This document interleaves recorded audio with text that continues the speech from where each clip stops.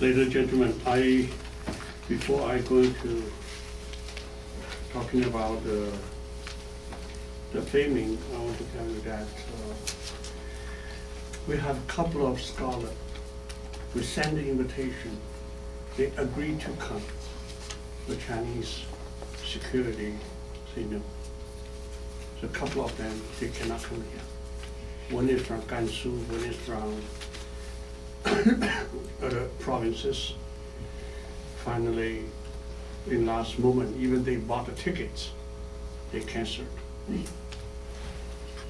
So this conference is impossible to hold it in China. As you know that a famine maybe is a kind of natural of the history, or maybe as a human society. But Chinese famine, actually you can listen to later these scholars analyze, actually it's not. It's basically based on the political systems. And this is the biggest famine in the world. Caused maybe 35, 45 million people die. It's a huge problem. So fortunately we gather, the first one is Jasper Baker, is a British scholar. He published the first book about the famine. And then recently we have Frank publish another book about the famine.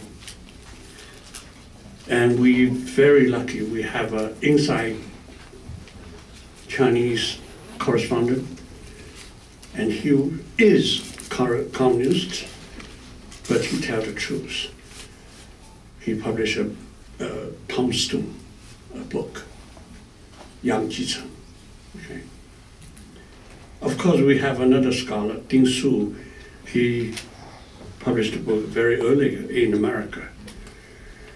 So we have these four major speakers talking about Chinese famine. And we want to record it, everybody, what they said, include other scholars, other researcher. We have to tell the people in our human history, there's a huge famine happening in China and cause maybe millions of people die. It is not really the nature of the history, it's the political history in China. I'm not going to relate to recently Xi Jinping going to visit China, or visit United States, or whatever. Is a communist controlling the country, whatever. I'm not going to make any comments. We want to tell the fact, tell the truth. Okay. And as everybody knows, I'm Harry Wu, and I was survived from the Great Famine. I born in 1937. I'm pretty old. In 1955, I entered the Beijing Geology Institution. And during my university years, the Chairman Mao initiated the Great Leap Forward in 1958. And I was labeled as a counter-revolutionary writer in 1957. I was 20 years old. I have no idea about the politics, but they told me that I am a capitalist.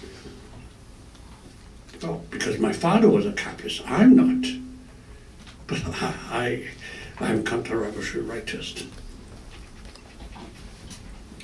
Because we have the field practice in Shandong province, I was first time leave Shanghai and met many poor peasants over there. I found that the poor peasants really, really poor. Okay. So at that time, even I labeled as a counter-revolutionary rightist. I said, no, I'm not. But finally, I agreed, say, yes, I am counter-revolutionary rightist. And I say, if China want to so-called rebuild, become a socialist country, everybody become a kind of prosperity. That's why I see the presence. I say, if these people, like my family life, because we have refrigerator, we have carpet, we have piano, everything's fine.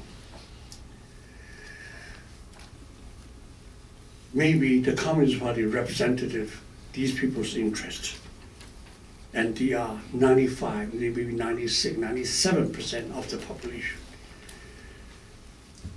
But as a young man, what is my future? I still survive. And I think this country should be under communist regime, communist revolution. But for my future, I have to look for other way. I intend to escape to Hong Kong. That cost me. They put me in the labor camp and sent into life. And this is the first time I saw the famine. I was in the prison camp.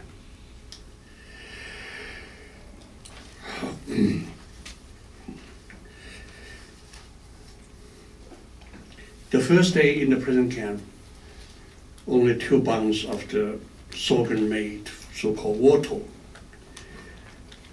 2 meals a day. My weight suddenly dropped.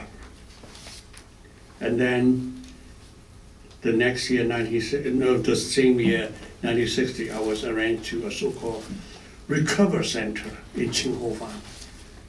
You have to visit Qingho Farm. Qingho Farm is the first labor camps and was established and directed by Soviet Union expert. Because we Chinese not really have the knowledge about the setup of labor camps. Okay, so far we find 4 Soviet experts in China, and the Qingho Farm was established by Soviet Union. And I was removed to a 5A5 section. Qingho Farm is huge, many, many sections. And 5A5 sections become a so-called recovery center. When I get into the iron door, I see thousands of prisoners was there. Nobody talking. Nobody standing. Everybody sit down, lay down, grab the rag and cover by their face. In my dormitory, every day, some people move out because they die. And some people move in. And nobody crying. Nobody's talking. When they die, if afternoon 4 o'clock or in the morning 10 o'clock, the cook come in, 2 buckets, everybody have 1 spoon of sorghum and the corn of the corn. If the people don't sit up, move out and replaced by someone. I don't know how many people right now, how many will come in. But I knew one thing, and everybody know about it, Qingho Farm. We call this a 5A6. 5A6 means death. So if you ask someone, say, hey, where's the Lee, Mr. Lee? They say, oh, he went to 5A6. Because behind 5A high, the surrounding wall, there's a huge yard, wasteland, graveyard. I went there probably 2 times after football playground. So 5A6 actually is not a really place. It is a place. And all the people, including Qingho Farm police cadres, everybody knows that 5A6 means death. I lost my weight, and the police check everybody maybe 2 weeks at a time. Maybe my weight only 80 maybe 90 pounds, just a skeleton. Some people commit suicide. quietly. So that's why you see, if some people die in starvation, say, oh, they're crying, they're shouting, no, nobody. We do not have the energy for crying. We do not have the energy for talking. We quietly leave over there and we pass it past. That's it. Commit suicide is an easy way because the death's better than the life.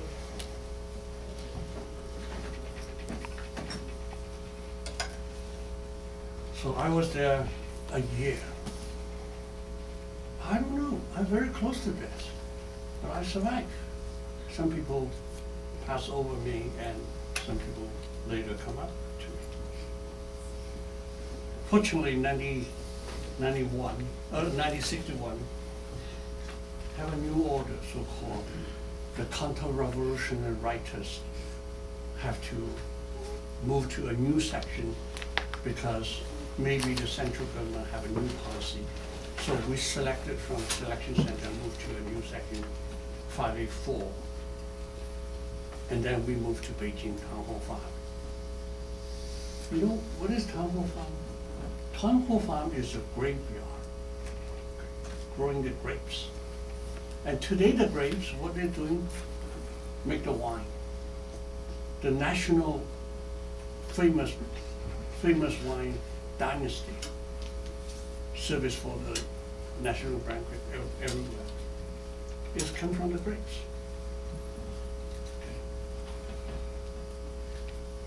And everybody, I suddenly broke up. Whoa, grapes. Everything quiet. Because everybody understands how to steal it. Eat it. I know how to steal it. I'm a very good thief. Everyone.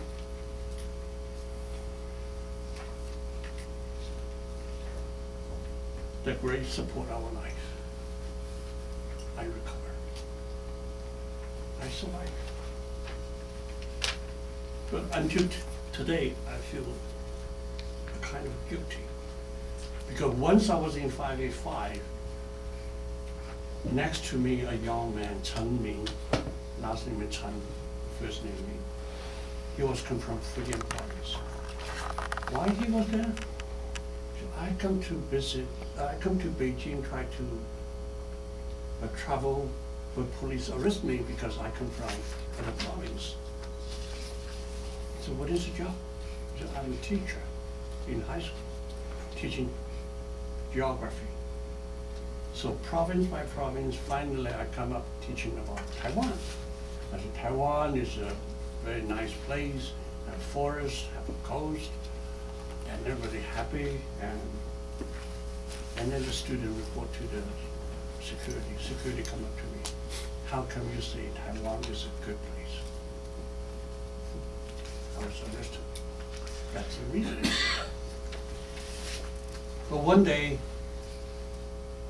in 4 o'clock in the afternoon, he cannot sit up.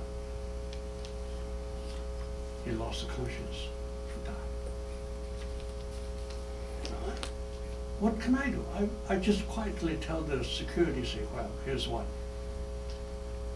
It's not the first one. Here's one. And then the 2 security, not security, 2 duty prisoners come in and grab the rampage, hold it. Very light. No weight. Move to another room, waiting for next morning to the graveyard, to the 586. Everybody sleep, fine. But in the midnight, it's a big noise. Suddenly come back. I don't know what's going on. And security said, well, we found in the room there's someone knocking the door because he recovered. That's why they take him back. I said, okay, that's fine. He missed one dinner. The security said, what? Waiting for tomorrow. I said, if you're waiting tomorrow, you will really die. Okay? you will cause him die. And the police said, what shall I do? I said, well, you can sign a paper, give the dinner. Okay, okay. The police cannot write anything. They said, you write it. Okay, I'll write it. And you pull out a stamp. Okay. I give you 4 ounces corn. When the cook carried into the room, say, here's your 2 muffins. The Chinese stood, the eye opened, ooh, my food. Because we never have the smell of the corn. He ate it right away, and he right away died. Because his stomach broken. Well, I think this is my problem. I should not help him. I actually help him and it caused his die. I always feel this is my responsibility. Until today, I was a free man in the United States. But I do not know how many people really die in the famine. I was sentenced to life. In front of me, dark, a wall, nothing. No family visit, no friends visit, nothing.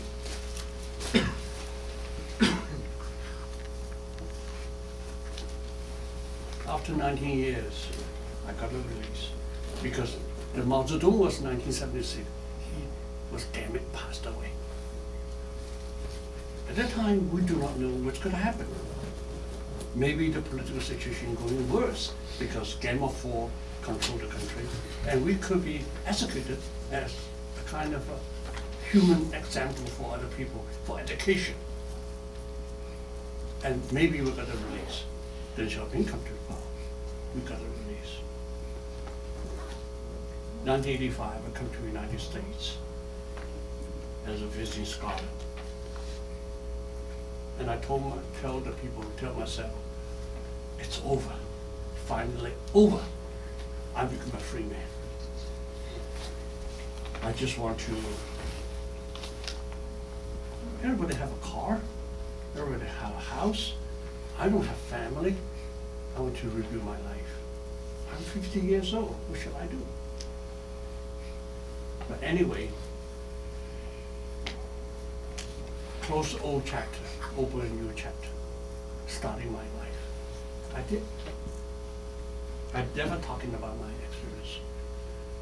But in 1990, I was in the American Senate, and the Senate, Jesse Helms, asked me telling the people, what is your experience in the labor camps? And how many labor camps you've been? I just briefly tell the people. But Jesse Helms posed a very good question. How many camps? How many people there? We have to know about it. I do not know. Is anyone here today know about it? Nobody. I met President Clinton. I met President Bush. I met President Obama. Nobody know about it. They only know about Soviet Gulag. But they never heard about Chinese Laogai.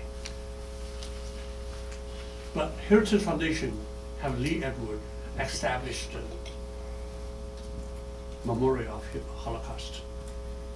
And he says maybe 80% of these people die, means totally.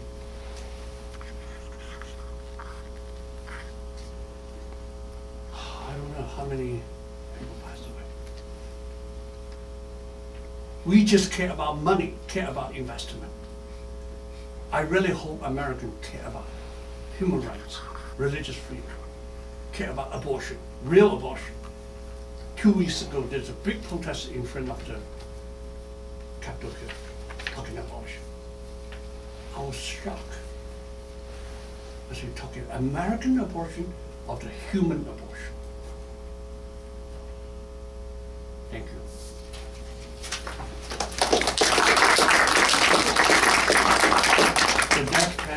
is